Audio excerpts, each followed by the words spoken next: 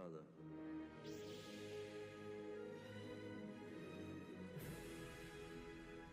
Let's go. Yo, we are live. Hopefully, touch wood, everything's show going you fine what this I can time. do. I don't think I've ever got through a broadcast without something going wrong.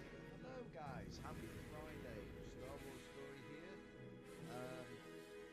Yep, I'm going to do what I usually do, which is watch my own live stream now to make sure the audio quality's fine and to hear my horrible, nasally voice. Bear with. Master Yoda?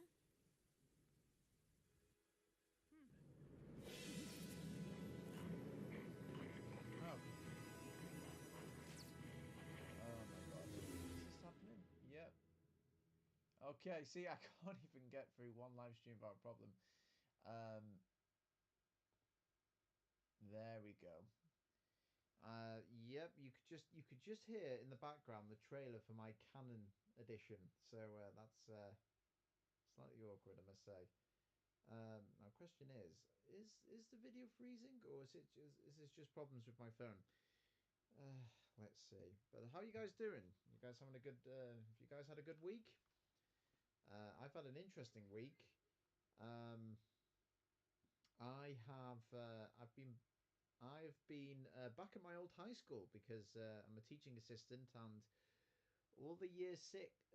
Sorry, I mean if you're in America, I think whatever grade. It's hard to explain. Like for instance, we have our kindergarten is called primary school, and then year six to us might not be say sixth grade to you, if that makes sense. It's probably the equivalent of fourth graders. I don't know. It's hard to explain, but basically, all the kids in what you would call kindergarten are going up to high school. And yeah, it was my old high school, so it was weird being back there. I haven't been there for nearly 15 years, and I'm still on the system. I'm still on the cafeteria registry. It was quite weird. Um, so yeah, I'm still I'm still getting my head around that one. Um,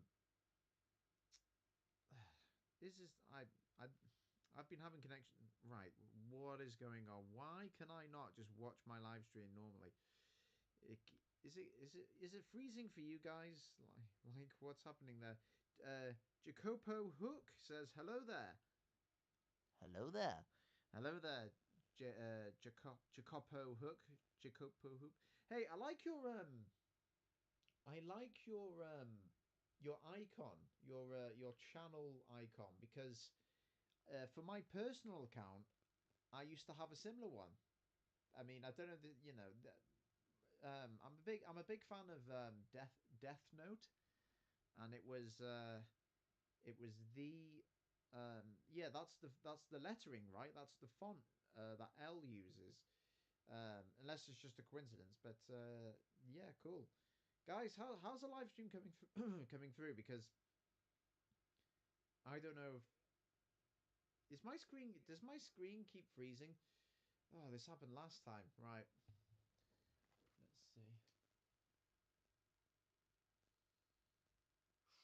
I don't. Yeah. I'm gonna have to abandon uh this whole gaming scheme because it's just no longer working. It's just lagging or something. Um. Yes. Yeah. Sod this. Screw this. I don't know. I don't know why it's doing this. It's been giving me this problem since day dot. Hang on, you bear with me. There you go. How's that, guys? I don't know what's going on. I don't know why. My gaming it doesn't stream anymore. It keeps freezing. I'm gonna have to fix. I had such high hopes as well. Maybe it's something in the settings. I don't know. But yeah, my game app doesn't stream successfully. It's just yeah, it's a nightmare. I'm gonna turn off my Xbox. I'm gonna turn off my Xbox, and I'm just gonna chill with you guys. Oh great, now my Xbox frozen. Why can't I go through one live stream without any issues or any fails? Um, There you go. Now at least I can focus on your guys. Devrin, good to see you again. Hello there. You know what's funny? I have a theory why Obi-Wan doesn't say hello there till the very end of the show. Now, the real life answer is because it's better for the story that he says at the end, so that the audience can go crazy. Um, but the in universe thing, I think it's because he only says it to machines. That's right. I think Obi-Wan only says hello there to artificial life, or people who are not completely living organisms. So he says he says it to General Grievous, who is a cyborg. He then says it to he doesn't say it to Leia, but he says it to Luke. Why? Because Luke is going to eventually lose his hand, kind of like his father. Um, and then he says it to R2D2. So, but in the Jedi Temple in Attack of the Clones, he only says hello, not hello there. So, yep, that's a theory.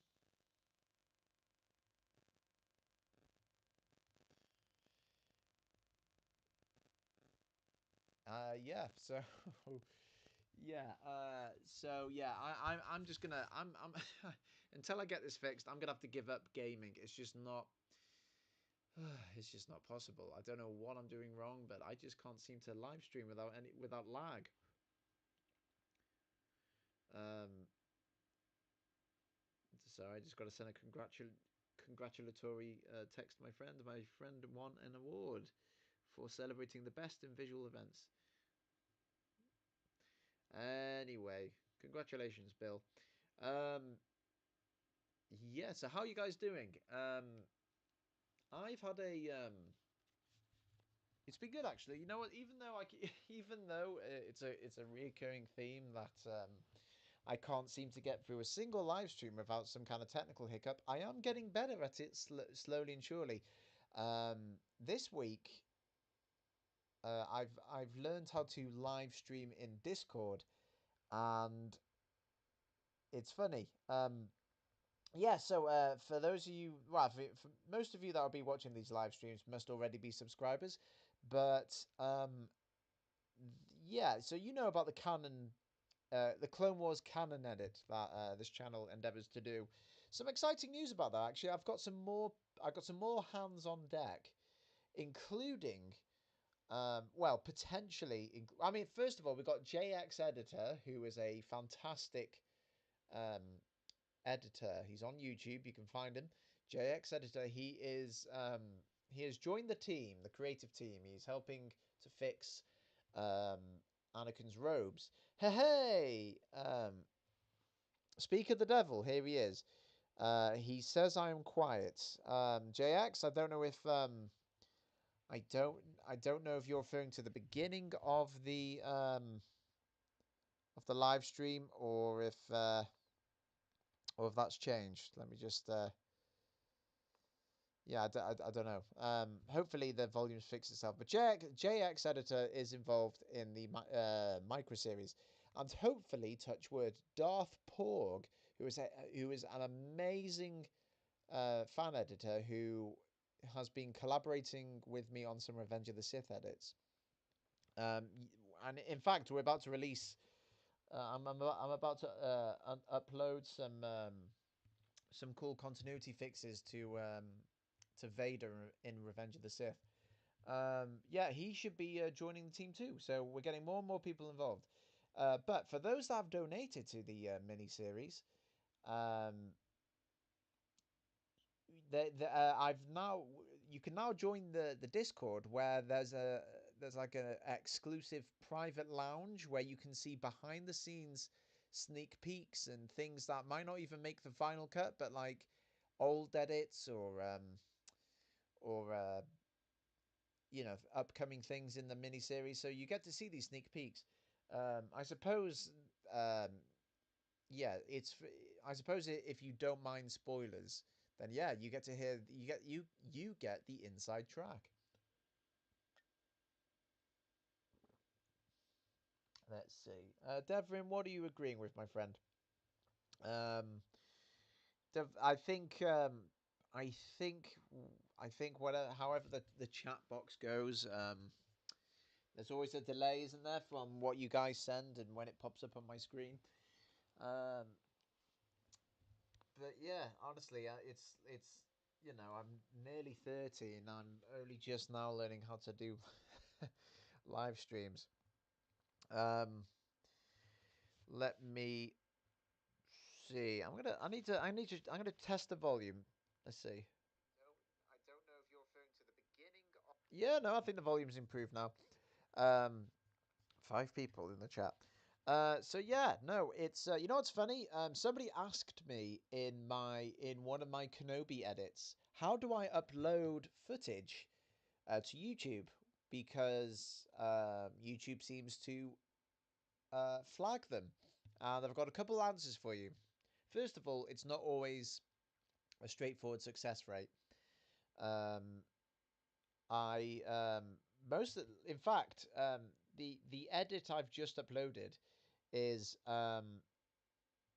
what is it? It's Kenobi. It's Kenobi's Nightmare in episode 1 of Kenobi. I wanted to upload this edit since like the day that episode came out because I made a quick thing. And it got blocked. It got flagged because Disney was on top of it. And I tried everything. I tried horizontally flipping the clip. I tried messing with the speeds. I tried moving my channel logo across the screen. I tried adding filters, and it was still being flagged. So I think once things have been out for a while, it's Disney are more relaxed. Like I had the same problem with the sequel trilogy when the sequels came out. I couldn't upload clips even if they were edits because Disney were on the ball. But if you give it enough time, when the cat's out of the bag and uh, perhaps we're allowed to sort of enter spoiler territory. Um, yeah, I think you'll have an easier ride uploading clips. So that's one thing. But the other thing is, if you tweak it enough to change it, it might not be detected. So, for instance, with that Kenobi Nightmare edit, it was originally just meant to be an audio edit, but in the end, I had to horizontally um, flip the scenes of Kenobi in bed, not the flashbacks. I also messed with the brightness. I messed with the colors, just enough to make it not the same as the original. And the last thing is, I think it has something to do with duration. See, if I had a video of Kenobi footage and it lasted over a minute, I'm pretty sure it would be blocked straight away. But most of my edits are short to the point where it's like 55 seconds or something, and that's the thing. If you make it short enough, you may have an easier ride. Um,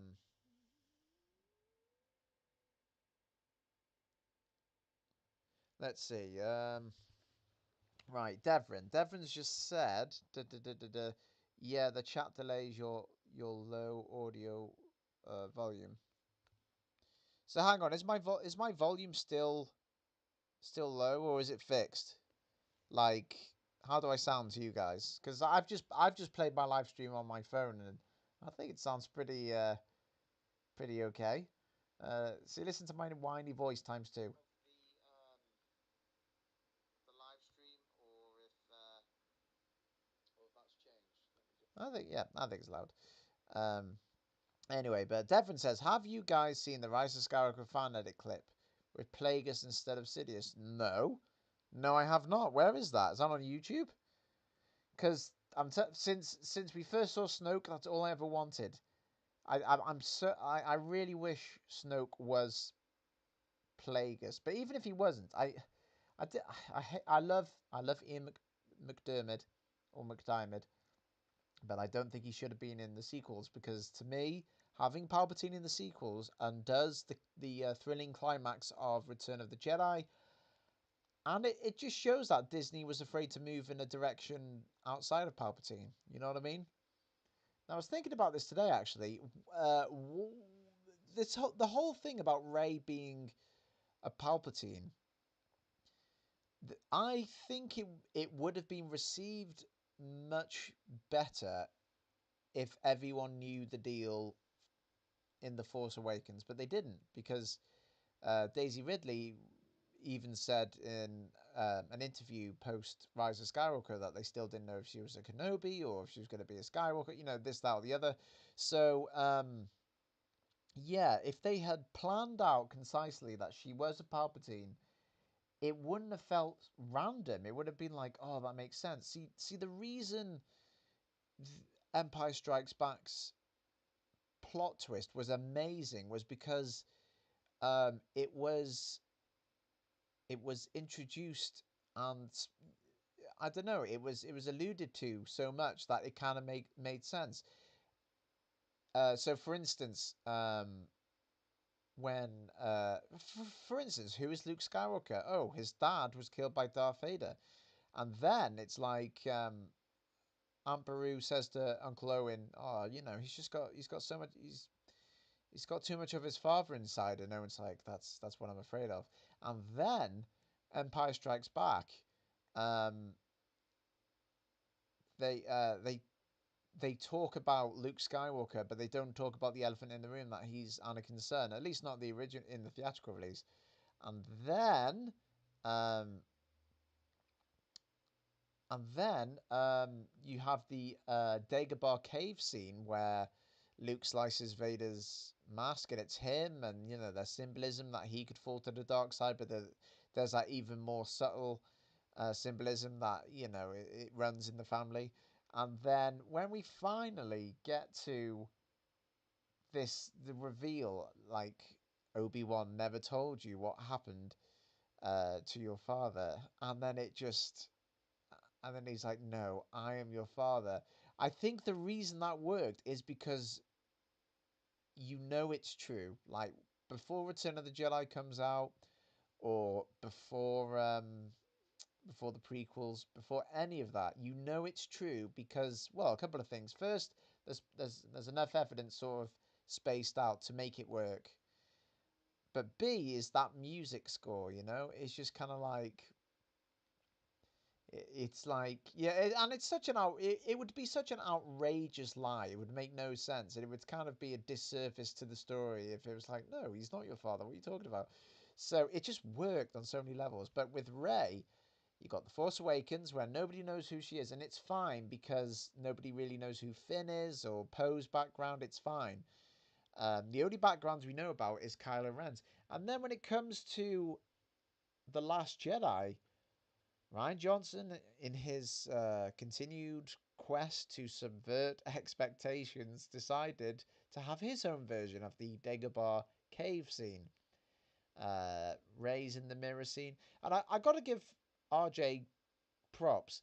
I actually like the mirror scene. As far as for trippy Force visions go, I thought it was good. I thought it was interesting. It was yeah, it was a nice stylistic choice. But then the reveal that, well, that where did she come from? Mystery not solved. That was so like anticlimactic, and it sucked. But it's like fine if that's what he's going for. At least Disney's made one correction. The opposite of midichlorians is actually the force resides in everyone, not just families, right? That was good. And then it made Rey like an interesting counterpoint to Kylo Ren because she's like from nothing.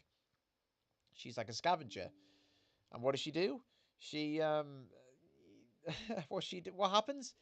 It turns out no, it is about midichlorians because she's in the end film. It's like, oh, by the way, she's a Palpatine. It's like, what? Really? What sucks is you could argue they brought Palpatine in to justify her immense strength. Um,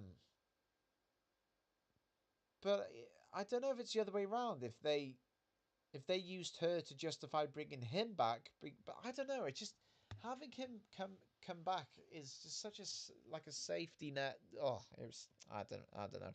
So yeah, sorry, rant over. The whole point is, if someone's done a fan edit of Rise of Skywalker where it's Plagueis, not Palpatine, I would love to see that any day of the week.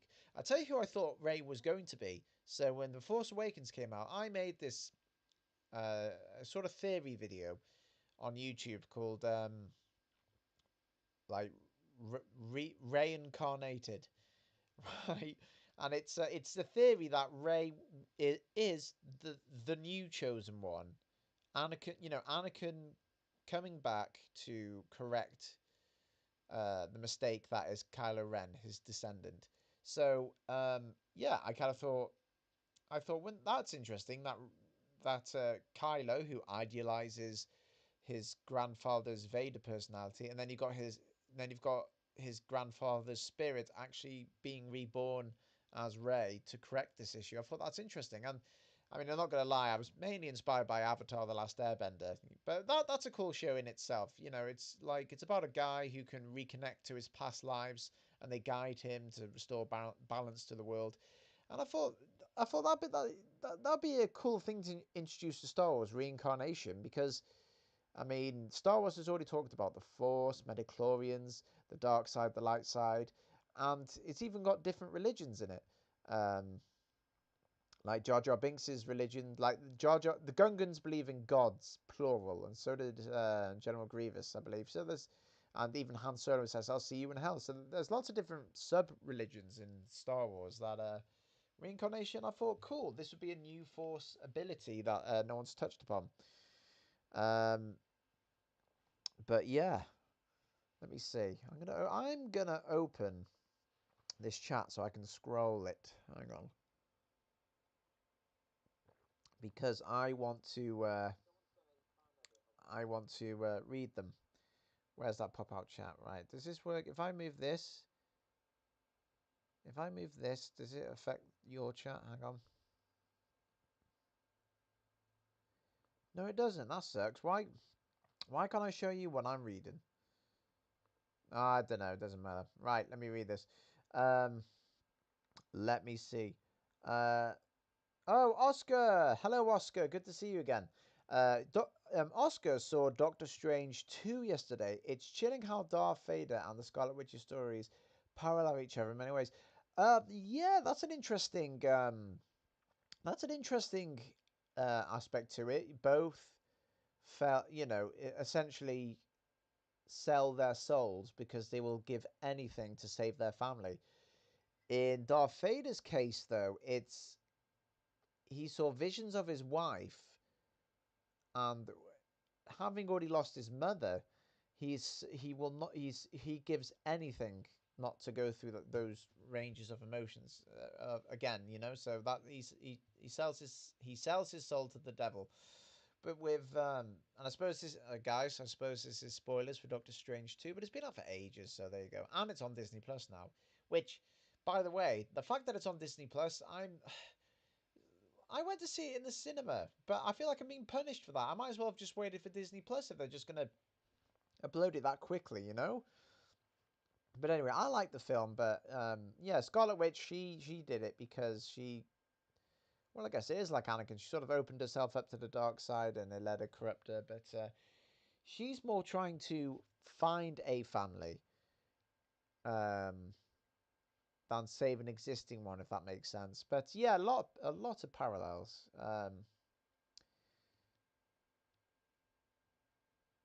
Right, let's see. Mike Smitty said, "What's my favorite animated show, non-Star Wars?" Oh, I don't have one in particular, but I'm gonna list a few recommendations, a few animated shows or cartoons that I loved growing up. Um, Although it might be a reference to sort of my age and my childhood. But here we go. So first of all, out of all the cartoons on Cartoon Network, which I loved, for originality and just for kookiness, I loved Ed, and Eddie. That was my favorite. That is still one of my favorite cartoons because it's just so unique. I mean, out of all the cartoons I've seen, other than Family Guy, um, Ed, Ed and Eddie has like this consistent like jazz soundtrack, and how many cartoons use jazz as its main theme? It's just so cool. I just loved how silly it was. I loved Ed, Ed and Eddie. I love the animation style. I love the Three Stooges of the show. I love that. I love so yeah. Ed, Ed and Eddie, favorite childhood cartoon right there. In fact, if I was ever brave enough to get a tattoo, I think I would get Ed, Ed and Eddie.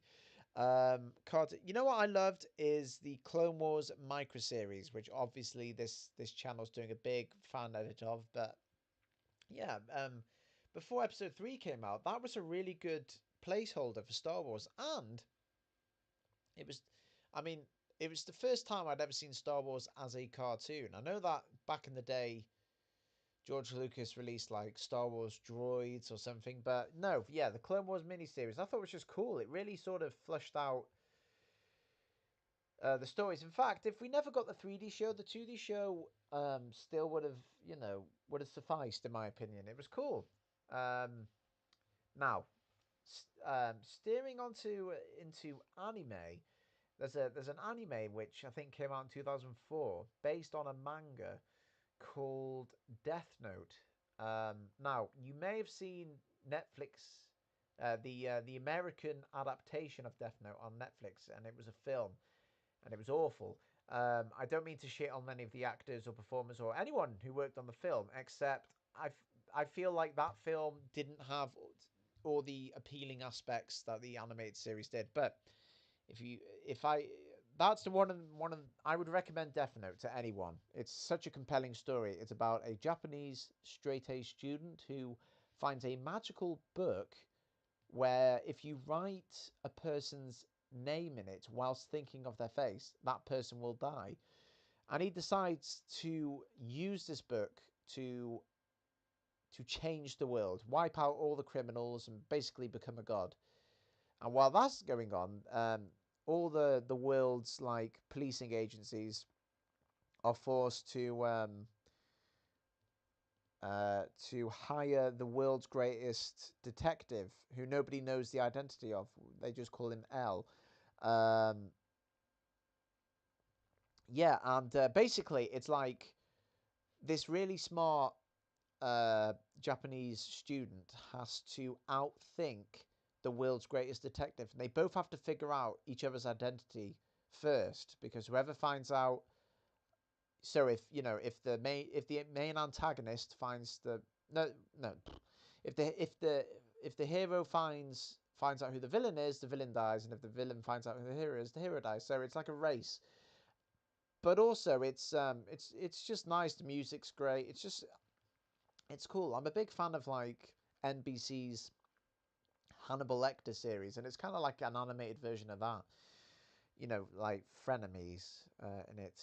Avatar: The Last Airbender. That is another animated show I like. An original. Um, it's an original plot and premise, and what's good about it is it has so much potential for world building that they're actually finally, many years after the show concluded, are going to be bringing up new projects on it. It was cool. Um, Before Avatar: The Last Airbender came out, there was a show on Kids WB called Shaolin Showdown, which it's sad really that Shaolin Showdown predates Avatar, and it has a lot of the same themes, but it's not anywhere near the commercial success Avatar: The Last Airbender is. But it's funny because Shaolin Showdown, um, it ran for 3 seasons. It was voted like number one for like I think it won like a daytime Emmy award for something. It was just popular. Everyone watched it. But then the moment it finished, everyone just stopped talking about it. It's kind of like the first James Cameron Avatar movie. Like that came out, everyone loved it. It broke box office records, and then it just sort of went away. And we're only talking about it again now because Avatar 2 is coming out. But that's a different Avatar to The Last Airbender. But anyway, so those are a few animated. Oh, sorry, you said non-Star Wars, and I talked about the Clone Wars miniseries. My bad. But yeah, those are a few non-Star Wars shows, my friend. What do you like, Mike Smitty? I'm gonna have to read your recommendations. Um, Oscar says the Rise of Skywalker undermines the whole "Let the Past Die" theme of the Last Jedi. Yeah. Does it? Let me see. Let the Past Die. Yeah, I'll get right. So the Last Jedi is definitely a let the past die kind of film for a multitude of reasons. First of all, yeah, it wants you to forget the past, as in the film just before it. The Last Jedi wants you to forget about the Force Awakens, and you can tell this by the opening when Luke tosses the lightsaber. It's like subvert those expectations right then and there, right? But then you've also got Kylo Ren smashing his Darth Vader wannabe mask because he's done with idolizing his grandparents and this, that, and the other. He's letting it die. He's wiping his own slate clean. Um, yeah, so that is, and then Luke throughout most of the film is saying, "Let the Jedi die." Um, but then, yeah, the Rise of Skywalker, it does undo a lot of things. Um, yeah, I don't know. I was thinking about this morning. Oh no, it was yesterday morning. Um, the Rey being a Palpatine thing. I feel like Palpatine having a descendant could have worked if it was executed differently. And I think there's two ways I think it could have had a better reception from most audiences. And by the way, some people do not mind in the slightest the sequel trilogy, and they're not wrong for that. You know what I mean? If whatever the sequel trilogy is selling, and that what they're trying to do, if it appeals to people, then do you know what I mean? That's not incorrect. Do you know what I mean? Like, not everyone likes the original trilogy. I know that sounds crazy, but they don't. And it's like if you like, or some people don't like Solo, a Star Wars story, because they thought it was boring, or people don't like Rogue One. Hello Greedo, a YouTuber I'm a huge fan of. I was shocked to learn he doesn't like Rogue One and prefers Solo over it, and I thought that was nuts. But um, everyone's entitled to an opinion, and sometimes we all get a bit nitpicky and things like that. So um, if people don't mind that Rey was a Palpatine and thought it was compelling and it was told fine, then fine. I'm not here to dispute that. I'm not. But for me personally, I think I would have felt a bit better about Rey being a Palpatine if he was still dead. Do you know what I mean? Like, imagine if she found out after the fact, like after he was gone. Um, Although I suppose then it's like, I suppose no, I suppose if he was dead, then it would have been less of a problem for her.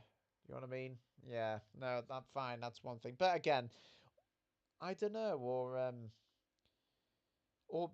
imagine if there was like a spin-off TV show about Palpatine's heir, uh, trying to overcome the weight of his legacy. But the thing is, we've already had this with Darth Vader, with Luke Skywalker, and now Kylo Ren. So you know what I mean? This is Disney. Are I don't mind when people echo things. Like George Lucas said it himself. It's like poetry. It rhymes. But the problem I have is if things happen too many times. So for instance, we had a Death Star 1 which blew up, and then a Death Star 2 in Return of the Jedi, which fine I get because um, it was the Emperor's most valuable weapon, and without it, people are most likely going to rebel. So it makes sense that they would try and quickly rebuild it. Um, but fine, whatever. We've had two Death Stars, and then thanks to Disney, we had Starkiller Base, and it's like fine, okay, I suppose it's kind of different, but not really. And then they gave us planet killers, mini Death Stars, like hundreds of them. Which means now, within 9 films, we've had 4 Death Stars. Sorry, 4 plus Death Stars. And that doesn't, and not even including the subtle Easter eggs in Attack of the Clones. Um, and then Disney've done the same thing about characters with dark parents. We've got Luke discovering that Vader was his dad, right? That was brilliant. That was one of the best sort of plot twists and character arcs ever. Finding out that your sworn enemy is your father, the person you idealized, um, right? So that's one character coming, having to come to grips of his parentage, and then in the sequels they gave us Kylo Ren, and a lot of people didn't like in The Force Awakens how much he was trying to copy Vader and how he wasn't as cool as Vader, how he was whiny, how he was like slashing things. But it's like, fine, whatever. That's kind of the point of the character. We have a Vader wannabe. So that's two characters in the space of 7 films that struggle with their parentage, right? And then a couple of films later, Rey is now a Palpatine. So again, Disney not thinking that the sequels are attaching to a 6-part story already. They've given us 4 Death Stars in a 9-part series and 3 characters suffering from my daddy was a bad guy itis. Do you know what I mean? It's just it's not compelling if we've just experienced it. So I don't think Rey should have been a Palpatine. I think Palpatine could have had an heir, and that would have been a cool Disney Plus spin-off. Um, but whatever, man. You can't change the past. I'm gonna read these. So yeah, but I tell you what, Oscar. Since you said the Rise of Skywalker undermines the whole let the past die in the Last Jedi, I'm gonna tell you one thing the Last Jedi does that undermines its own film. Like, I cannot believe it does this. I'm so shocked at this. The Last Jedi has Yoda say, um, the greatest teacher failure is, right? Which is, I think that's a cool outlook, and it makes sense. Um, it works for a multitude of reasons. I mean, Yoda and Obi-Wan were convinced that Luke had to kill Anakin, but Luke showed them that he didn't have to, and so that's one of their failures. And as Force spirits, they should have learned that lesson, right? That maybe people can be saved. Although I don't understand why. I mean, why did Ben and Yoda tell Luke to kill Anakin? Then Luke doesn't, and Anakin saves the whole galaxy as Vader. But then when Kylo falls to the dark side, Yoda says it's too late to save Ben. It's like, what? How have you not learned this lesson? I don't know. But yeah, the greatest teacher failure is, right? That's what The Last Jedi says. But within that film, Rey never fails, which undermines, she misses that amazing opportunity to. She doesn't fail. The only failing she does in The Last Jedi is fail. She fails to convert Ben Solo to the light. But that's not really her fault, is it? Because he's his own character. He has free will. So, and it's not exactly like it's his fault. It's not her fault. He's turned to the dark side in the first place. So, she never failed in that film, which sucks because if she did, for something she actually did, like she made a bad choice or a bad judgment call, or caused this and the other, then yeah, that would have been a great lesson for her to walk away from. But she doesn't fail, and then it's left to J.J. Abrams to make her quickly fail in The Rise of Skywalker with Chewbacca's ship, only for them to quickly remedy it. So it kind of means nothing. Ugh, everything was so rushed. Um, so yeah, Devrin says, could you do a live reaction to it on stream? That's okay. Oh, okay. Yes. Oh, Devrin. I don't know, Devrin. I don't like putting my face in live streams. Um, because I just prefer my voice, to be honest. But I could, perhaps I could do a audio reaction. The thing is, I've tried to do these a few times. When I watched uh the the Bad Batch episode 1, I did record my reaction, but because I don't show my face, I just thought it'd be boring. It would be boring for people. And then I did the same with Book of Boba Fett, and again, so I don't know if I will record my live reaction, but um, yeah, I'm not sure you'll see my face, buddy. Devon says, I've sent it to you through the DMs too. Oh, excellent. Yeah, so for you guys who don't know, I have Discord. Please join the Discord. And if you've donated to the Clone Wars Canon project on Discord, you can see sneak peeks of edits done to it that I haven't even uploaded to YouTube. I'm gonna share my server now. Let me see. Copy. I got some exciting edits coming out, including a Commander Cody edit and a Captain Rex edit. I've done with the talented Shapeshifter VA. He's voiced both of them. You know what's funny? Shapeshifter VA is my clone trooper voice for any edit, including the miniseries.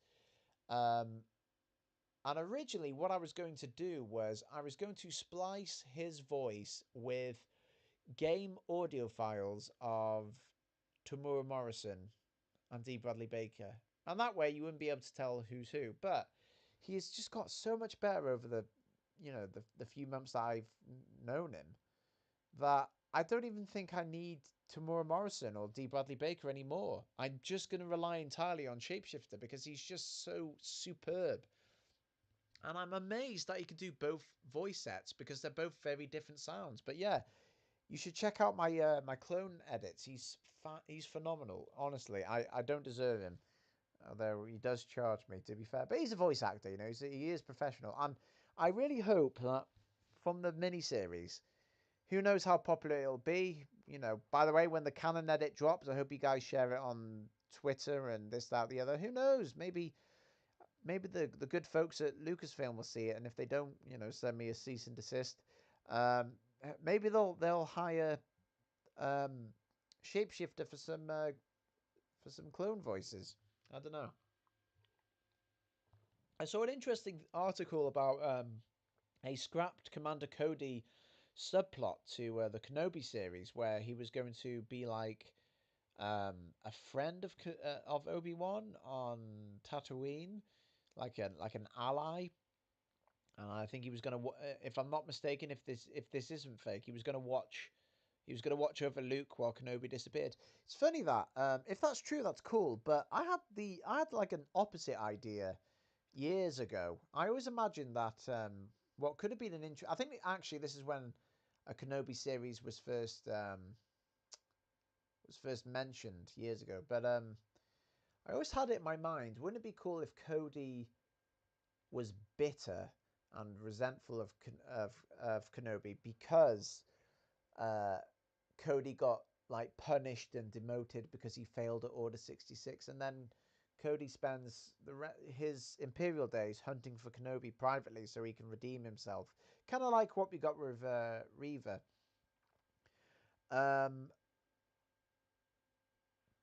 also, I don't need, for me personally, I don't need Cody to have like a redemption arc and be Kenobi's friend, because I know the reason they all betrayed the Jedi was because of the inhibitor chips in them during Order 66. But to me, Cody is the opposite of Captain Rex. You got Rex who, learns to let things go and ultimately becomes a rebel himself.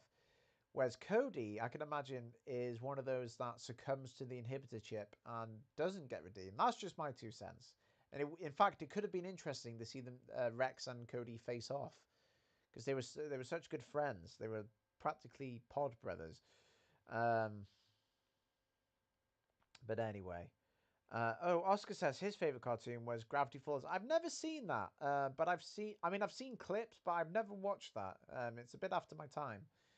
And Mike Smitty says King of the Hill. Yeah, isn't the guy from King of the Hill the one who loves propanes? Wasn't he in the Beavis and Butthead movie? No, wait, what in the hell? What is going on? Yeah, I've never seen King of the Hill either. Except I have seen one thing in King of the Hill. If I'm not getting my shows mixed up, isn't the bald guy in it the one that goes, "Hands off my purse! Get off my purse!" And the person who voices that kid voices Spinelli from Recess. I believe so. I'm just gonna have a swig of my cup of tea, guys.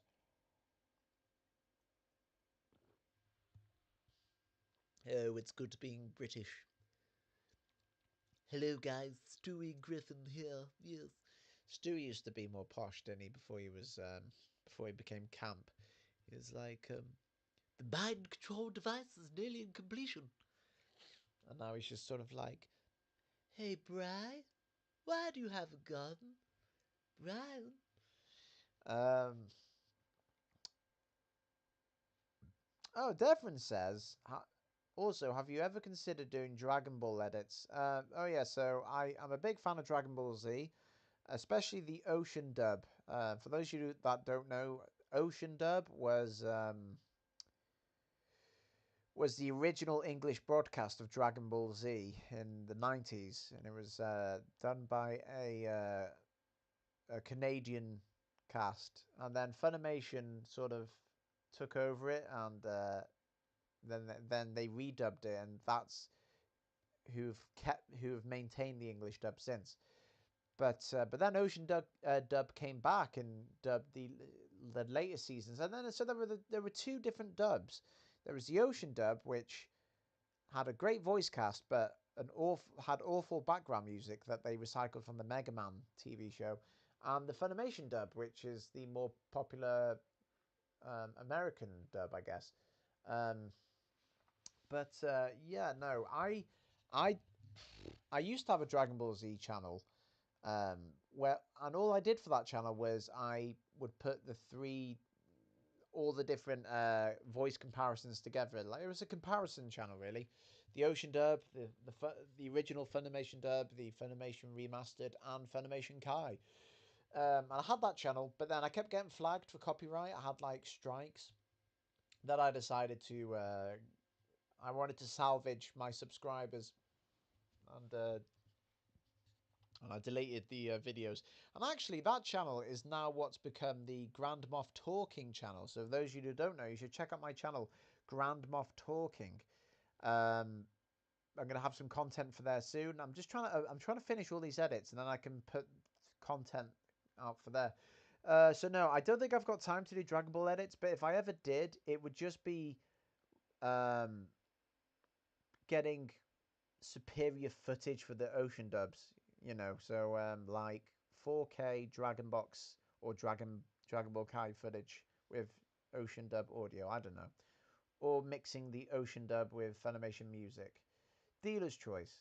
There's a few out there, Devon. There's a channel which they have, I think they've stopped uploading now, but they had a channel called Funimation Kai or something like that, or Kai Falconer Project, and it's Dragon Ball Kai with the Funimation soundtrack. For those of you that don't watch Dragon Ball, I know you probably don't know what the fuck I'm talking about, so I apologize. Moving on. Devon Hassan says Sidious could have had a son through metachlorians like Plagueis accidentally. Like Plagueis accidentally did with Anakin. Indeed. It's weird. For me and for many others, when it was revealed that Rey was a Palpatine, all that was going through my mind for most of the film was, I just could not imagine Palpatine having sex. And I wasn't sat there trying to imagine him performing that act. I just meant for a person who's so evil and devoid of love and who's never been seen wooing anyone, I just couldn't imagine him having any off-screen relationships unless he was, inviting some Twi'lek prostitutes around. Um, so that was distracting to me. And then the novelization comes out, and it's like, oh, he didn't actually. He used cloning, and to me, it's like, well, they should have put that in the film. They should have showed, his son in a tank and then escaping Camino or something. It's weird. It's like they didn't want him to be a fully fledged clone in Rise of Skywalker. he saved that for the novelization. It's a shame, you know. Um, like for instance, in the Rise of Skywalker, yes, he is connected to a machine, and that's because his body's rotting. But it kind of looked like it was the same Palpatine that fell down the reactor shaft because his fingers were burnt off, implying this is the same Palpatine who was firing lightning, and that's why his fingers were burnt off because excess everything. Um, but no, he's a clone whose spirit is just rotting his body, and it's kind of like, well, make up your mind, say that then. Um, but anyway, let me see. Um, Clay Decker. I'm so happy that Hayden got to show just how good an actor he actually is. I can't wait to see him in the Ahsoka series. If he's in the Ahsoka series, you know what I want? I want him as a Force ghost. I want him as a spirit. Um, for two reasons. One, that shows Ahsoka has closure with him now. But two, he can get away with it due to his age. Because and this is nitpicky as hell, but I was really like distracted by how how much older Hayden looked in Kenobi. And what was weird was, I mean, if he was playing his episode 3 self, which I mean, he technically does, but he can kind of get away with that more. But he was playing his episode 2 self, which is his youngest appearance as Anakin. So, yeah, it was kind of distracting. There's a YouTuber called Darth Pork, who's actually working on a Vader edit with me, and honestly, it's like one of the most complex edits I've ever commissioned, and it looks superb. I cannot wait to show it off. It's like 90% done.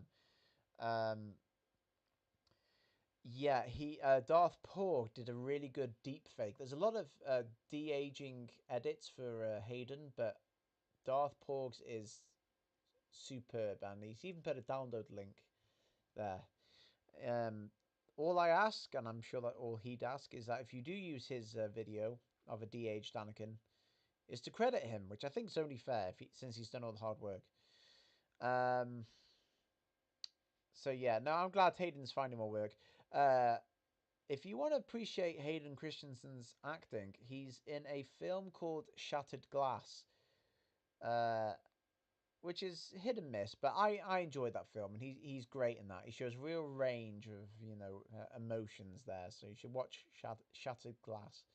It's a great film. Funny enough, it's about I won't spoil too much, but it that film also involves a republic, the new republic, so to speak. So yeah, there's some parallels there with Star Wars. Um, let's see. Let's see. Herif Production says, I mean, tech gets smaller over time. Palpatine had it as his endgame. What are you referring to, my boy? Tech gets smaller? I don't know what you're talking about, my friend. I'm super sorry. You have to remind me. Um,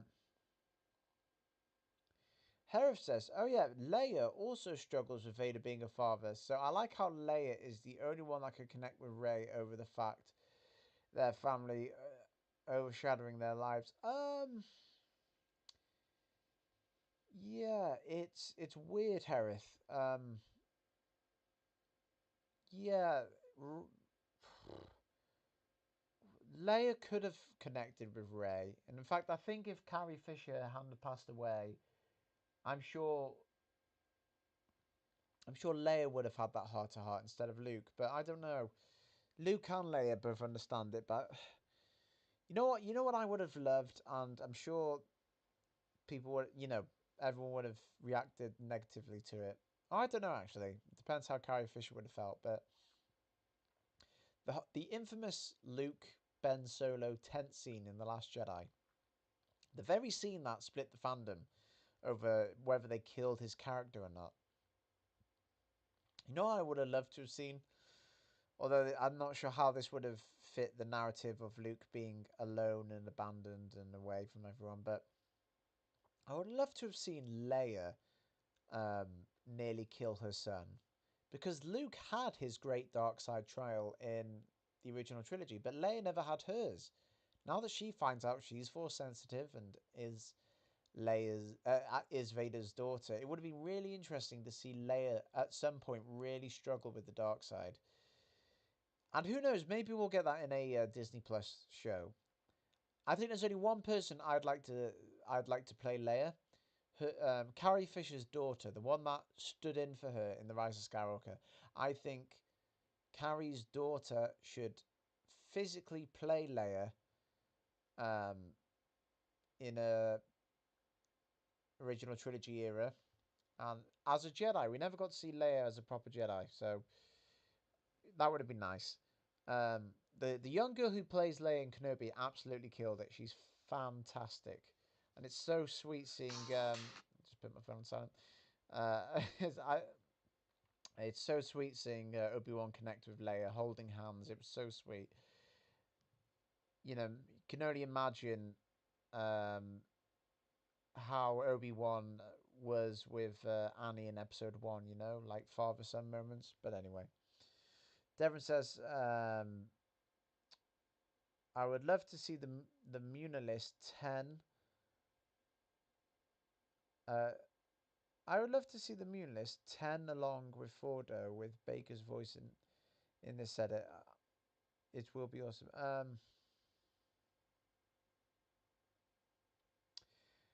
Yeah. So for the Clone Wars micro series, I would love to see the Munilist 10 along with Fordo with Baker's voice. Yeah, there's gonna be two sets of clone voices, although I'm gonna try and scatter them out, not too close to each other, so it's not distracting. But yeah, you're gonna hear both sets of clones. Um, yeah, the Munilist arc, I can't wait to get done. Um, you know what's funny? I Now that we're getting Tales of the Jedi, uh, it's going to really help me decide what to do with Ahsoka, or even the beginning of the miniseries, whether, what happens in that story. Because I'd hate to do anything that gets contradicted at the end of this year, so we'll see. Devon says that he wishes that some of the Dragon Ball Z movies were canon, like Lord Slug or Cooler's Revenge and Broly the Legendary Super Saiyan. Yeah, You know what's funny? It's weird that I think all the movies are canon to each other, just not the TV show, if that makes sense.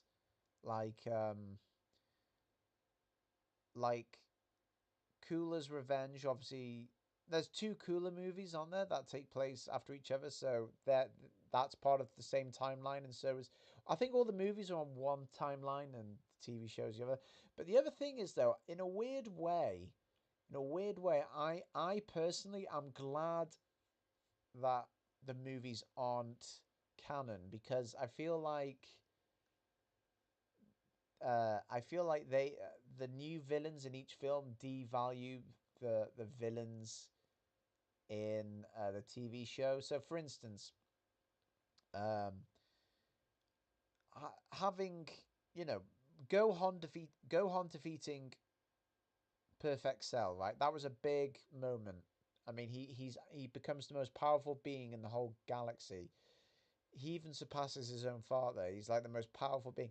And then there's a movie straight after where he's having difficulty fighting this, that, and the other. So it's kind of like it kind of renders Cell moot point, and it's the same with Broly, right?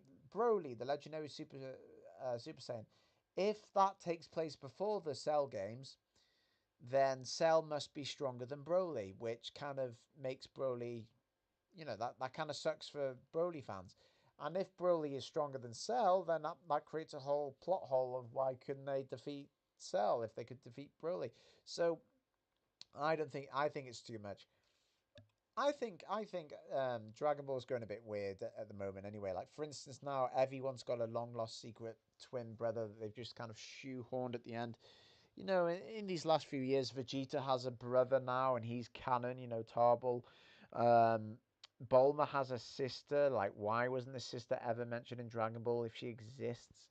Just all these kind of, you know what I mean? These last minute things too close to the cuff. I don't know. Devon says Palpatine's son, Dathan. Is that really his name? Dathan or Dathan? Also known as the Abomination, who was created on Exegol, who is Palpatine's clone, is Rey's father. Yeah, so this is a weird one. Rey is technically Palpatine's granddaughter slash daughter because the person who gives birth, the person who fathers Rey is technically like a clone of Palpatine, and since he's a clone, wouldn't that mean Palpatine's biologically the same as being Rey's father? So I don't know. It's nuts, isn't it? Yeah. Mike Smitty says, "Are you anticipating the new Indiana Jones movie?" No, no, I'm not. I love Indiana Jones, I really do, but he's getting so old. Harrison Ford is getting so old. Um, that I just don't know. And also, the last one we had was Kingdom. No, no, not Kingdom.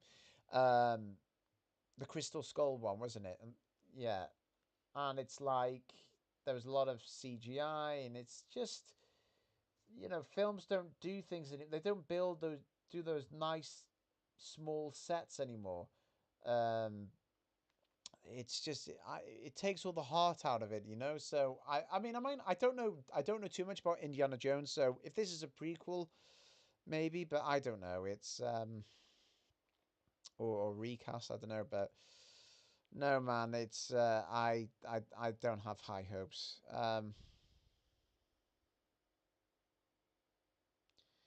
Yeah, yeah, and also that's the thing. They decided to include aliens in it. Now, I wasn't the biggest Indiana Jones fan. Like I wasn't a diehard fan. So, like I think I saw Crystal Skull before I'd even seen the original trilogy. So it that didn't ruin it for me. But for a lot of people, they wanted to keep Indiana Jones sort of based on earthly mythology.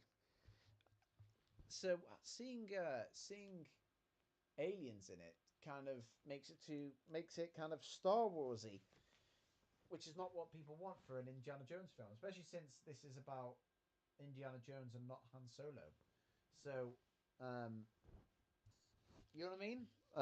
I don't know. It's getting a bit weird, but hey ho, I'll still watch it. If it's a time travel film, as Oscar is hearing, suspects, then yeah, that will officially kill it. Clay Decker says, I had another awesome idea of how Ahsoka could meet Luke. It's similar to how young Spock met old Spock. Ah, okay. Ahsoka and Luke are on the same planet, but they don't know it. Ahsoka sees Luke from behind and mistakes him for Anakin. She chases after him and tells him, Anakin. Luke turns around and says, I'm not my father. There are so few Jedi left that we can't afford to ignore each other. Hey, you know what? That would be cool. T- yeah, it's a weird one because it's weird. Like, I don't think Luke looks like Anakin, although in animated shows there's a bit of leeway where they try and make him look more similar. But I think if they made it so that what Ahsoka senses feels like Anakin, then yeah, she could momentarily think it's Anakin. That would be cool. Um, and also that would introduce her to like, wait, what? Anakin had children, but I thought Jedi weren't supposed to. Do you know what I mean? It'd be really cool. I would love to see how they meet, and maybe we'll see that.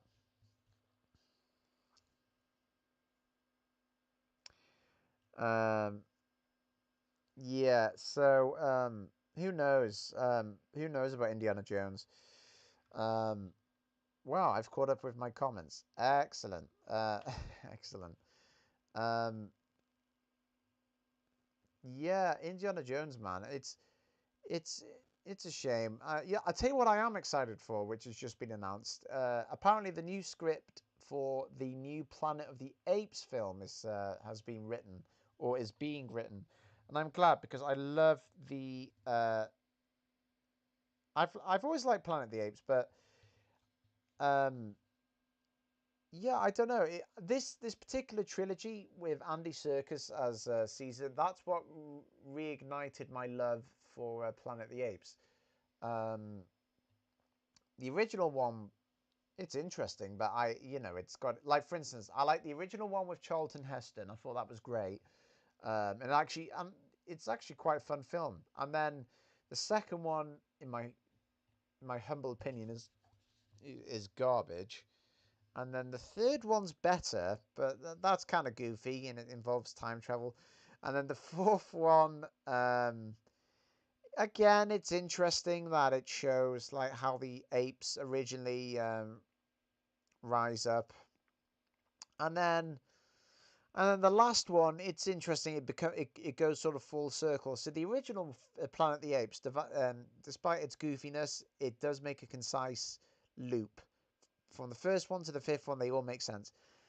And then the Tim Burton one, it for some reason it just panned. Nobody liked it, or he wasn't allowed to make a sequel. But I thought it was great. I really liked it. And whatever you think about the Tim Burton one, you cannot deny that the makeup department, the costume department, was absolutely stunning for his Planet of the Apes. Like, they just looked amazing. In fact, I when I was a kid thought that they had trained chimps in certain shots to ride horses or things like that. Like Tim Roth as an evolved chimp, they just look unreal, just absolutely amazing. And talk about world building. I'm just so disappointed that that didn't get made into a trilogy. Um, but yeah, so yeah, the Andy Serkis stuff I love. All the Planet of the Apes films are on Disney Plus actually, um, and yeah, now there's a new trilogy. Somebody said in the comments of this Planet of the Apes post that they're milking it now, but I disagree. What they cleverly did in this reboot trilogy is they not only explain how apes got smarter and rose up, but how humans became like animals. The virus that made apes smarter made us dumb to the point where we'll forget how to speak. But not only that, in the last Planet of the Apes, we also learned that apes around the world that the virus that was killing off humans was also making other apes smarter, not just the one Caesar purposefully infected. So there's going to be tons of different ape tribes out there who probably don't even believe Caesar ever even existed. It's just there's a lot of world building potential there, and it'll be interesting to see what happens because I think what will happen eventually is there will become like a racism within Planet of the Apes where, um, I mean, in the originals, each ape type has its own designation. Like the chimpanzees are I don't know, like the scientists, I guess, or the vets or something, right? They're the general public, and then you've got the gorillas who are the muscle, right? The soldiers, but then you've got the orangutans who are like the politicians and the head of the committees and I want so it'll be interesting to see that divide start to happen because that is very, in a way, funny. I know it's apes, but that's very human nature, isn't it? We classify and separate because of our differences. Um, Devon Hassan would love to see an edit of Han chasing or running away from stormtroopers from A New Hope with the Indiana Jones theme. That is pretty funny. I might have to make that based on your idea. They'll probably get flagged. That is a genius idea. Funny that. Well done, Devon. I like it. Devon also says, I wish Ahsoka did have a more better future where she can still be a grey Jedi, but she is married to Lux and had children together. Basically, she got what Anakin didn't: a husband and Ahsoka left. Uh, yeah, that's fair. This is why I'm kind of annoyed that what they're doing with Luke Skywalker now. Because of what happened in the Last Jedi, Luke has to whatever Luke Skywalker does now in, like, say, the Mandalorian or the Book of Boba Fett, he has to be going down the path of failure. So the fact that he gave Baby Yoda an ultimatum: are you a Jedi or are you a Mandalorian?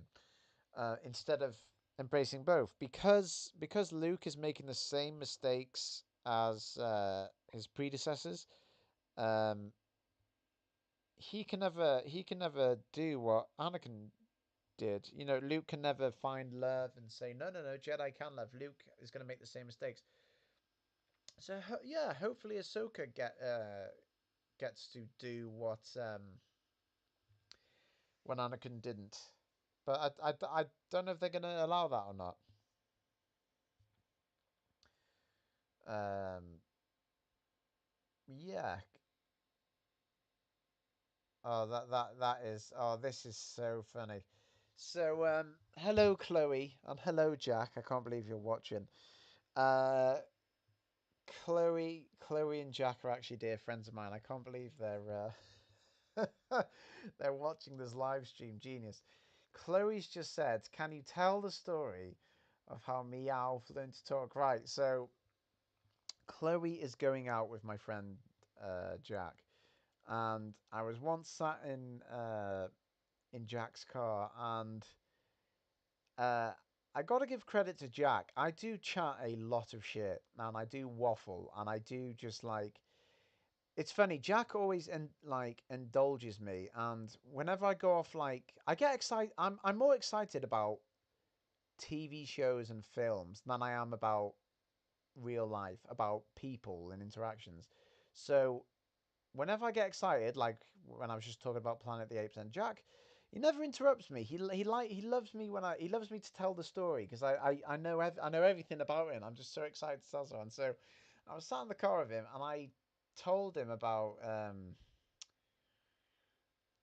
how I used to watch Pokemon. We all did, right? Do you remember Pokemon? Well, I'm that generation where there used to be just 150 or 151. And then, so I grew up on Pokemon Red, Blue, Yellow. I actually still remember the day I got my Pokemon Yellow. It was amazing. I got it from Tesco's, a British superstore, and oh man, I was so excited.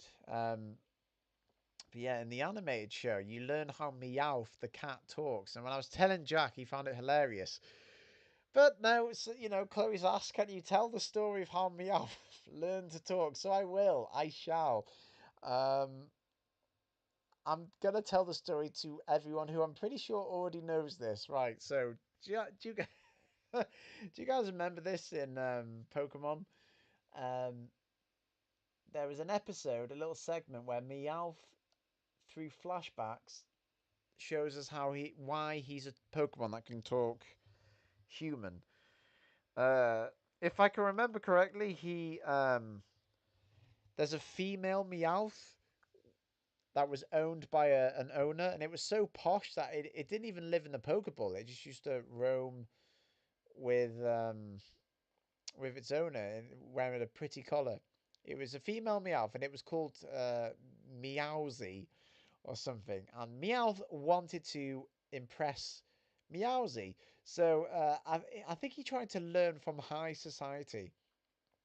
So, and by the way, Meowth used to live on the streets, right? So he wasn't just a cat; he was a street rat, and he ends up taking shelter above a girls' ballerina school. So he's in the attic, looking through a hole in the floor, watching the ballerinas do that thing where they're leaning up against like a wall or something, doing their stretches. So Meowth over the weeks uh,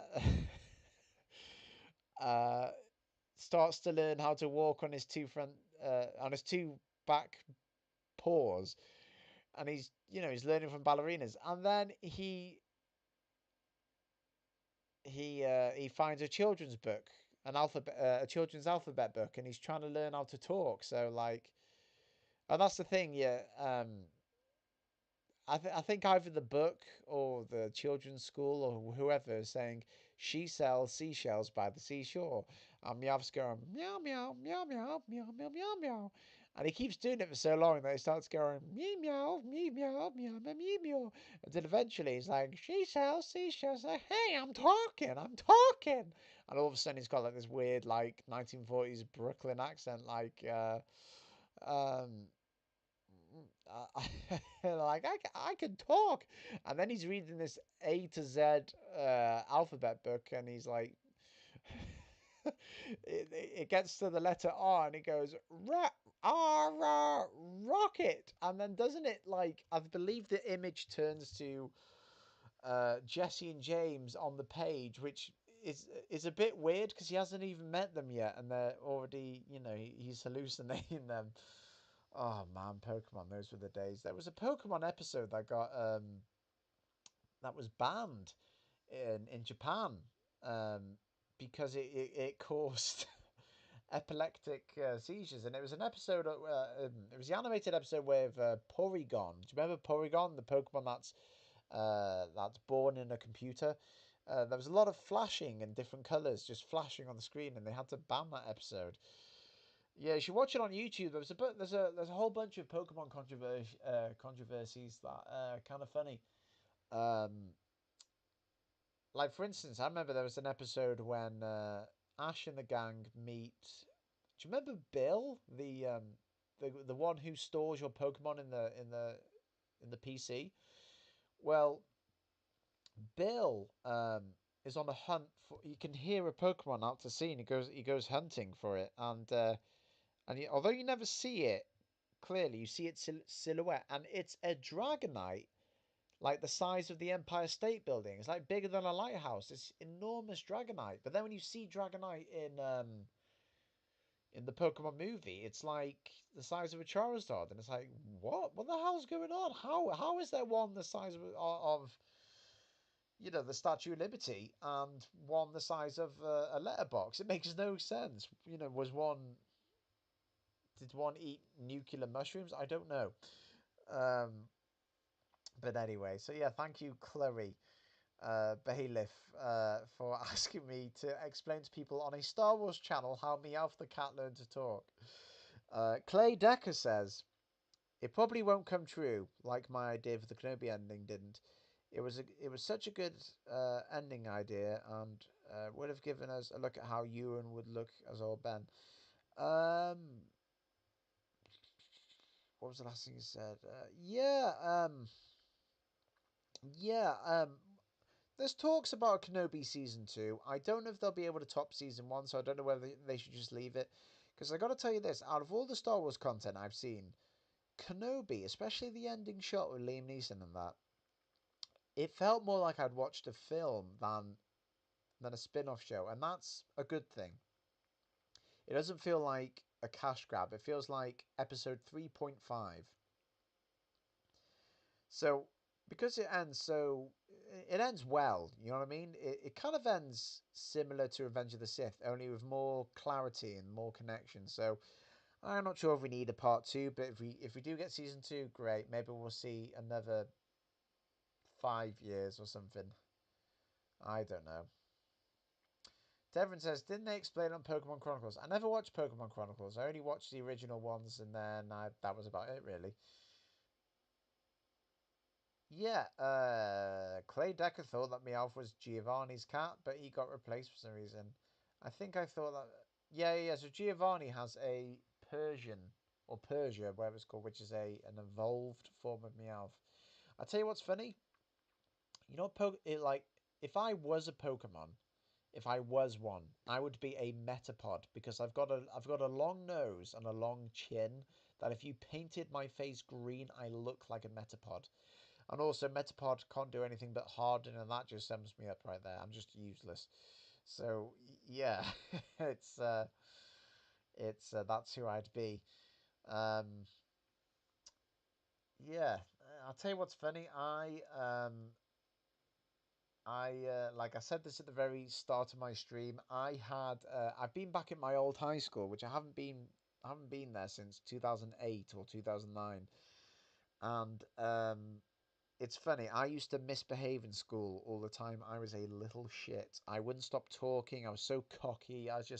Although equally, the school never figured out I had dyslexia or potential ADHD, and that. So I mean, there's fault on both sides really. But still, I was a little shit.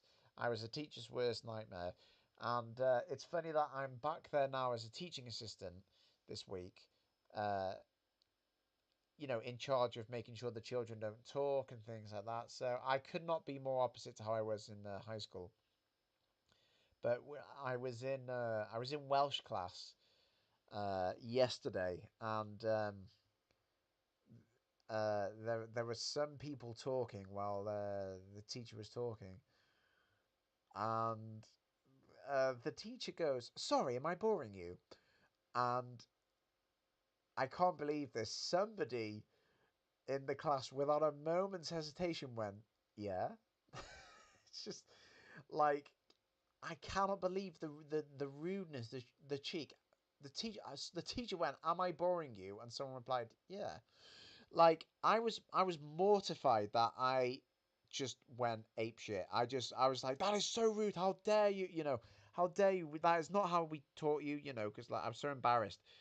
But then once we carried on with the lesson and I was sat there thinking about it, I could feel like I had to keep composed because I did find it extremely funny afterwards. So it was the most stupid, stupid moment ever. God, but yeah. Is anyone excited for Andor? I'm not. I'm really not. I will watch Star Wars content for the sake of it, but this spin-off show Andor, based on one of the guys from Rogue One that dies in Rogue One, it's like I don't know why I'm gonna like. I have no interest in this character. I'm only interested in what he did towards the end of his life. You know what I mean? Like, I don't know. I'm sure I will be making videos going, "Hey guys, I watched Andor and I loved it. So glad they did it." But I've got to invest. I'm not emotionally invested in that guy at all. Um. So yeah, we'll see. I'll watch it to keep up with the content, but yeah, I've got no interest. And I think there's too much shit coming out at once. There's Andor, there's Ahsoka, there's Tales of the Jedi. There's Bad Batch Season 2. There's Mandalorian Season 3. Book of Boba Fett 2 will be coming out. That's it. You know what I mean? That's so much content coming out that Disney needs to slow it down a bit and, let us get excited. Um, but we'll see. Devon Hassan says, I hope Ash catches an Eevee and evolves into an Espeon because that's Ash's favourite evolution. Is it? I assume that's from some later show that I've not watched. Um, And Oscar Rodriguez says, I believe Pokemon takes place in a world after an apocalyptic event split the continents and genetically alters animals to have superpowers to fight off humans, but humans overcame it.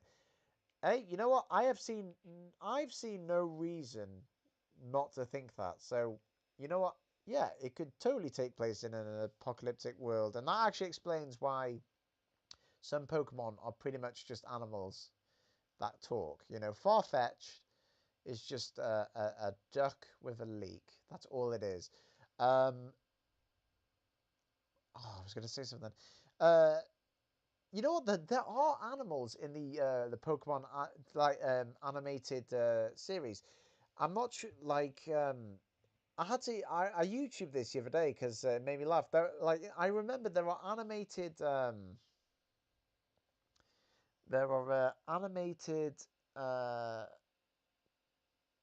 I can't even string a sentence together anymore. Um, yeah, in Pokemon, right? When Ash goes to Misty's gym or whatever, you see normal fish in the aquarium that aren't Pokemon. It's like, what? They're a fish. They're a fish. Um, so yeah, work that one out. Um, I don't know. And like, how can you call Meowth a cat? if cats shouldn't exist. Do you know what I mean? Honestly, watch these videos on YouTube. There's actually a YouTuber called Proto Mario who used to do these fan-made Pokemon theories, like is this Pokemon related to this one, or what's up with Cubone's mother, or is Cubone a Charizard that fell out the pouch, something like that. And now he's got his own channel called Pokemon Theory. So you should check him out. Yeah. Hello, Jack. Yeah, Jack didn't even know they were doing an Andor spin-off. Yeah, so Jack, one of the guys from Rogue One who hugs the girl in it as everything explodes. He's getting his own series for some reason. So yeah, there's that. Everyone's getting a fucking spin-off series. There's gonna be, there's gonna be like the stormtrooper that bumped his head in A New Hope. There's gonna be, you know, that guy a Star Wars story. And it's gonna be showing how what he went on to do with his bruise on his head and things like that. Who would you guys like to see as a spin-off? I'd like to see Leia as a Jedi, played by Carrie Fisher's daughter. I think that's fair. I'll tell you what is good though. In Andor, we're going to see Mon Mothma, who is the ginger politician who we first see in Return of the Jedi, but then there was an actor who played a younger her in Revenge of the Sith, and she got cut from the film. And then they finally put her in Rogue One. So I'm glad she's finally getting recognised. That'd be good.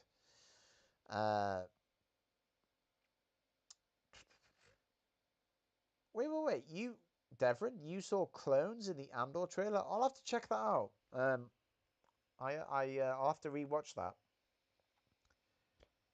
that. Clay Decker says, it's funny that you mentioned that because it looks like Andor has the highest budget of any Disney Plus shows. Apparently, it was filmed at Pinewood Studios, and they also had location students. Pinewood Studios, yeah, a lot of the big Star Wars films use that studios. Is it the most expensive? That is shocking, because I would have assumed Kenobi was the most expensive, because to me that would generate the most money anyhow. But no, if you say so. I wonder what they're going to do with Andor, if that's about... I reckon that might be towards the politics of Star Wars, if you ask me. Because that involves the Imperial Senate, which we've never actually seen before. So that'll be good. Yes. I'm gonna have to get my Xbox fixed. I don't know why. That's the thing. Tonight's live stream was supposed to be about streaming gameplay, but once again it just freezes, which is such a disappointment. I don't think I've gone through a single live stream without any form of hiccup. But there you are. But yeah, we'll see. We'll see, man. But yeah, it's good. It's good to have people on board with the Clone Wars canon edit. We got Darth Porg. We got JX Editor. Crimson Mole has helped out. Um, Kickster, a Star Wars story. Yes, so you would like to see a Star Wars story of the kid Anakin was friends with in Episode 1, who he left behind on Tatooine. That poor boy. There's a meme, actually, of Kickster, which makes me piss myself. It's... So in The Phantom Menace, Anakin has a little buddy, doesn't he? A little slave friend who says to Padme that Anakin's never even finished a pod race in his life, right? And there's a photo in Phantom Menace of everyone celebrating Anakin's win. But for some reason, in this particular frame, Kickster isn't smiling. And someone's captioned it when you realise that, your best friend's won his freedom, but not yours. Or something, something like that. It's so mean. I love it. Oh, cool. There's going to be Phase 2 clones. I love that. Clones, like the prequel era is my favourite era of Star Wars, for a multitude of reasons. But I think the moment the clones. So basically, after Order 66, we don't really see that many clones. It just sort of like Lucasfilm usually just skips straight to stormtroopers, and at least with the Bad Batch, we're seeing a slow transition of phasing out clone troopers, and we're seeing that. So, but it's nice to see like Imperial clone troopers. That's what we don't see enough of, and I'm glad that we're seeing that in live action. That's good, Oscar. Jar Jar's Bizarre Adventures. I'll tell you what. I accidentally saw. I never meant to see this, right? And this is not for the faint of heart. I was on Facebook and I saw a random video clip of a Japanese anime that I'd never heard of called I think it's called Tokyo Ghoul or something. And honestly, it's the most like I felt my stomach churning. It's the most like horrendous torture scene I've ever seen in any cartoon or anime. It's this poor Japanese kid who's been tied up to a chair and he's having his fingers and no, he's having his toenail. No, he's having his toes cut off and he is screaming. And the Japanese voice actor does a superb job. Um, he's being tortured and he's screaming and he's crying. And the person who's cutting off his toes is laughing menacingly. And it's so graphic. It's like, oh, it must be R-rated. And then the guy who is cutting off his toes gets a red like centipede and puts it in the kid's ear, and the kid's screaming and laughing, and he's going hysterical. Honestly, it is not for the faint of heart because it just sounds so realistic, and it took me a week to get over this scene. And the way I got over it is I just had to keep watching it until I just got desensitized to it. But yeah, that's one of the most fucked up things I've ever seen. Oh my god. Um, Anyway, Clay Decker says, just looking at the trailer, you can tell the budget is higher. Just look at the Coruscant in the Andor trailer, then look at it in Kenobi. You can see the budget is higher. Yeah, I get where you're coming from. Devon Hassan says, I would have liked to have seen Vader say, "You will try," instead of saying, "Then you will die" when he faces off against Kenobi. Perhaps I can edit that or get someone to dub it. That's not a bad idea. I think I will. I'll do a fan edit of that maybe. Clay Decker says that in issue 24 of the newer Darth Vader comics, you get a little Kister surprise. Really? Oh shit! Like a grown up Kister. Oh, I'm sure Star Wars Theory is going to make a video on his return. A lot of people theorized, or it wasn't really a theory. It was more of a fun what if scenario. They're imagining that Grand Moff Gideon was a grown up Kister, and that would have been cool um, to show Vader's childhood friend becoming a high ranking Imperial, and he doesn't even know Vader was his old childhood friend, if that makes sense. Yeah. I would have liked to have seen Watto in Kenobi, even as like a cameo, because I'd like to see what happened to him in canon.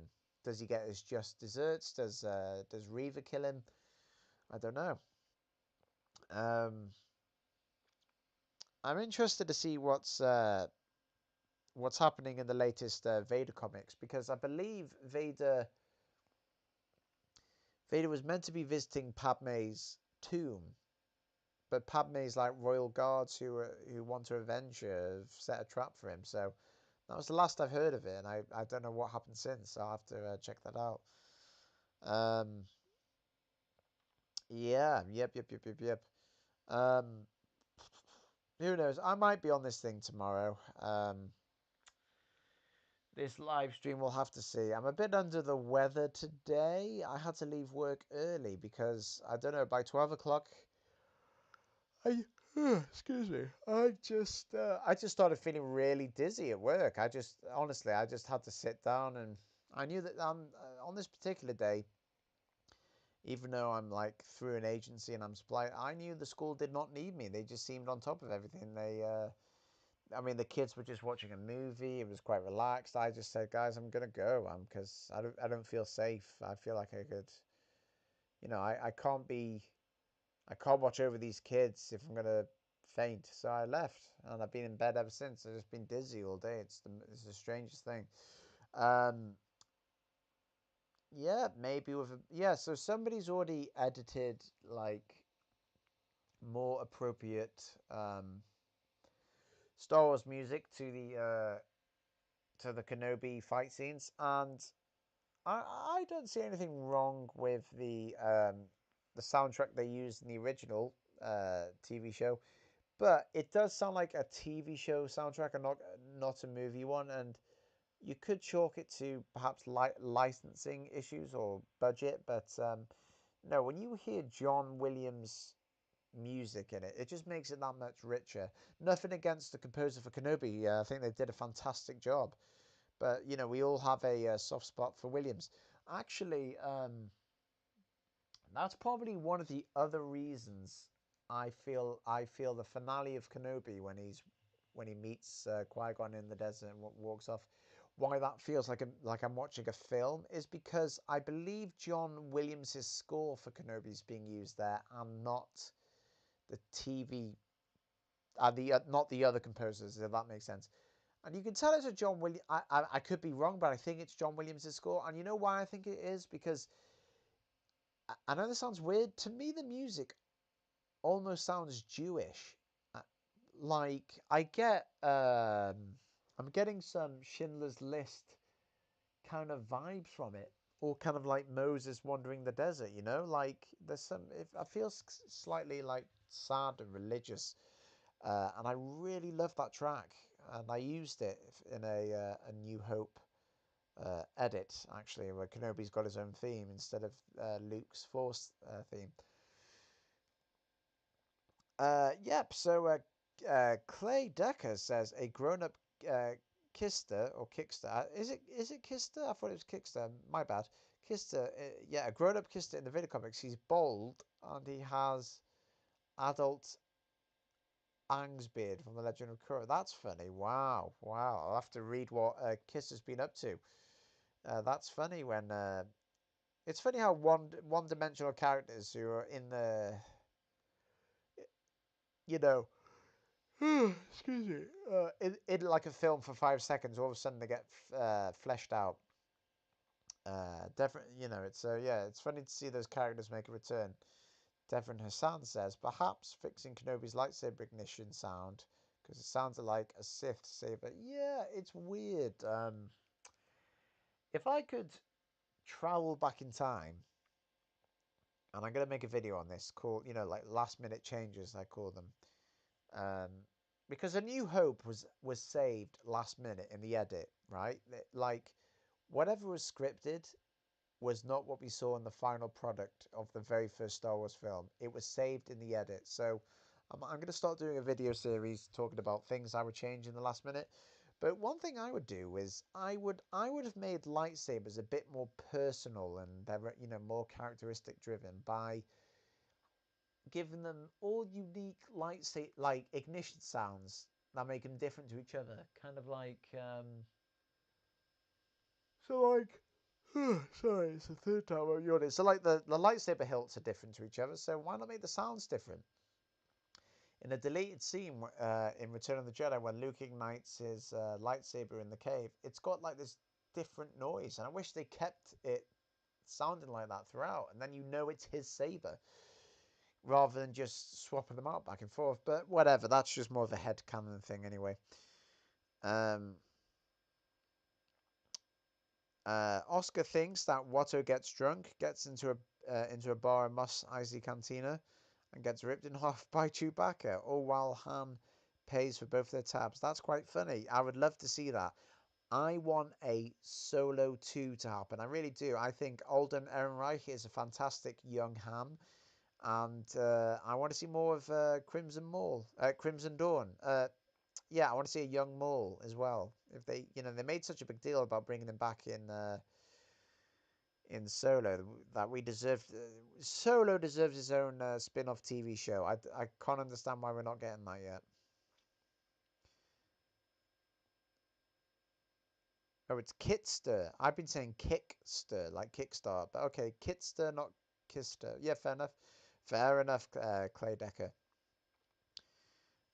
Devon says maybe add a combination of the two by Samuel Kim music. I believe Samuel Kim is quite relaxed with anyone using their music as long as you credit. But I'll have to double check because I wouldn't feel comfortable taking their music without permission. Um, Having said that, I emailed Samuel Kim, I think a year ago or a couple of years ago, asking to use their General Grievous music for the microseries edit, and they kindly said as long as I credit, I could. So yeah, that will be featured. I'm looking forward. Actually, I've just had a relieving realization regarding the miniseries. You see, there's a lot of music in it which has been composed just for the 2D cartoon, and it sounds good, but it sounds cheap. Like when Anakin's battling Ventress in Yavin and he grabs the lightsaber, you hear the Duel of the Fates theme, but because it's a cover of the song, it doesn't sound like the movie soundtrack. It sounds like, like an electric little keyboard. It sounds like something you'd hear at school, or you know what I mean? It sounds like a cover. So in my mind, I thought, right, if I'm going to incorporate familiar music from the films or other TV shows, I should do it to that style, right? Cheap, like a cheaper cover, because even though it sounds like a cheap copy, it would be kind of cool to make it to the style of the 2D show. Like it would sound like it was always part of it.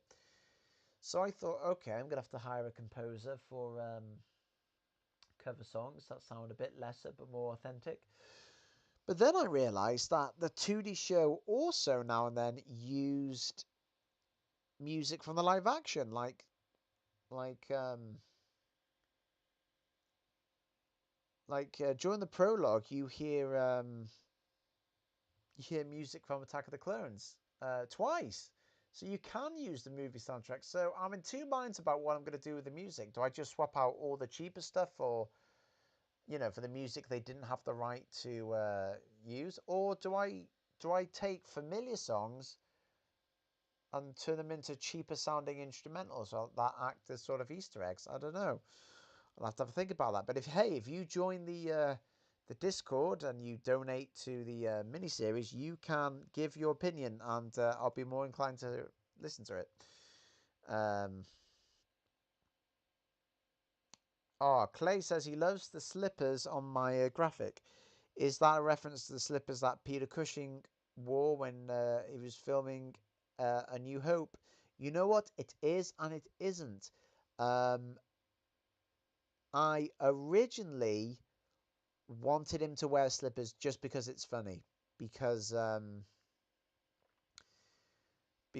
whole point is it's Friday night, let's get cozy, and he's having a coffee and he's having slippers. I just thought it's so funny. He's in his Imperial uniform, but then wearing really like girly slippers. But then, and this is before they were even commissioned, I also remembered that he did wear slippers anyway. Um, so that was icing on the cake. I was like, perfect, genius. Yes, let's go for that. Because it's true, he did. He did wear slippers because the boots he wore weren't comfy. And to be fair, most of his shots are close up, so he didn't have to wear them. Um, um, yeah, Devon says he also didn't like the fizzled sparks that Kenobi's saber made. It's not emo Ren's lightsaber. I tell you what's weird is the lightsaber clashes in Kenobi don't look like the prequels. They look, I suppose they're getting closer to the original trilogy look, but whenever the lightsabers were touching, especially in the flashback between Anakin and Obi-Wan, we never saw that clashing yellow glow. It was just blue on blue with a bit of a blue fuzz. There was no yellow flash, um, which I think is like an error. Like, why isn't there like that yellow strain of sparks? Is that a mistake? Did they forget, or was that too much effort for them? I'm so confused why they didn't do it. But although you could argue it's weird, technically there is a safety option on lightsabers, I believe, where you can make them non-lethal, and I believe this is shown in Star Wars Rebels when Ezra is training against Kanan. Um, yeah, so yeah, they make an adjustment. The lightsabers go even thinner, but it's like a different blue color as well. So you could argue that Obi-Wan versus Anakin, they had their lightsabers on safety, but because that's not like a well-known piece of trivia, I still see it as a continuity error. Why didn't they have yellow flashing? Um, Clay says that's what Kenobi should have done with the music. Have the familiar music from the original movies, but in the style of the O3 Clone Wars music. Yeah, yeah, no, I hear you. Yeah, no, I completely agree. I completely agree, my man. Um, it's a nice thing. But for me, I just love mixing. But yeah, so for the 2D micro series, I think what I might do is I don't know whether to just pinch the movie soundtracks and make the 2D show just look more richer, or do a cheap cover that sounds like it was composed right then and there for the miniseries, which is again the whole point. These changes, these edits I make to the canon edition, I don't want them to look new. I don't want them to look like they've been added after the fact. I want them to look like it was always part of the plan. So even if that means making sharp cartoon edges blurry, that's what I'm prepared to do.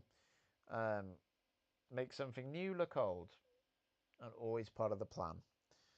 Um, yeah, so that's what I'm looking forward to. But anyway, guys, listen, I'm gonna jet. I'm absolutely exhausted. I might be on tomorrow night. I don't know. I might be hanging out with my friend Jack, but it depends how late he wants to stay. Um, we'll see. But yeah, I should be on tomorrow, hopefully. Um, yeah, so Devon likes the ARC Trooper theme from the miniseries, the Clone Wars miniseries, and Grievous' theme from the O3 series. So you could still keep those soundtracks, or maybe a mix of the O3 movies and Kevin Kinner's music. Yeah, um, it's weird though. Grievous's theme in the 2D show is actually recycled music from Samurai Jack. So I don't know how to feel about it. Because on the one hand, I mean it's epic, right? But well, that's the thing. If I can fade that old music into Grievous's more familiar Revenge of the Sith music, then we'll see. Uh, Clay Decker says if an actor did that in the new movies, neckbeards would be outraged. Disney Star Wars sucks. The actor wore pink slippers while filming. Disney is, yes, social justice warrior. Yeah, no, it's funny. Like sometimes people hold Disney Star Wars up to scrutiny they never held other Star Wars up to, which is hypocritical. Um, for instance, Disney or any film these days are not allowed to do reshoots. Like every time there's a reshoot, people assume the film is like in trouble or under fire. Like confidence losing because Rise of Skywalker had reshoots or whatever. But it's like load of films had reshoots. A New Hope had reshoots because the footage didn't come out the way they wanted it, and it cost them a lot of money, but they reshot most of it or a lot of it. So you know what I mean? Like you don't hear any complaining about that. I don't know. But listen, guys, I really appreciate you sticking with us. Please join the Discord thread. And if you haven't, and I know I'm sorry this is cheeky for me to ask, but if you want your name added to the end credits of the Clone Wars Canon Edition,